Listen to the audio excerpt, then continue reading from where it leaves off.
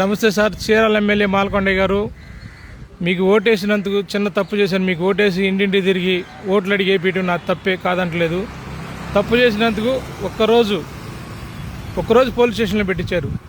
మీ జన్మకు మర్చిపోలేని గుర్తుండేటట్టు చేశారు సార్. తప్పు చేశాను. ఆ రోజు ఇంటింటి తిరిగి ఓట్లు వేయడం మీకు నా తప్పే, నేను ఒప్పుకుంటున్నా. కానీ ఒక్కరోజు పోలీస్ స్టేషన్లో పెట్టించారు. మీ తండ్రి గారు ఇచ్చిన ఆస్తి మీరు వదులుకుంటారా సార్?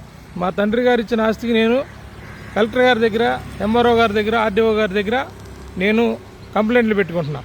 దాని గురించి మీరు ఒకరోజు పోలీస్ స్టేషన్లో పెట్టిస్తారు. సీఎం దగ్గర నేను కంప్లైంట్ పెట్టుకుందాం అనుకుంటే ఏ రోజు కూడా ఎవరిని ఇద్దరిని ముగ్గురినిగా తీసుకుని వెళ్ళాలి. నేను ఎక్కడ కూడా గుర్తు పెట్టుకోండి.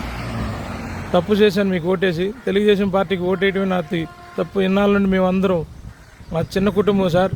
మా అమ్మోళ్ళు 11 మంది, మా నాన్నవాళ్ళు 5. చిన్న తక్కువ ఓట్ల వాళ్ళు మేమేదో మమ్మల్ని హింసించబెట్టదు సార్. మేము ఒక రైతుగా మా నాన్నగారు ఇచ్చిన భూమిని మేము కాపాడుకోవడం కోసం మేము ఇప్పుడు వరకు RDO office, MRO office, collector office చుట్టూ తిరుగుతూ ఉన్నాము. తప్ప ఇది తప్పు అనిపిస్తే మీకు తప్పు లేదు.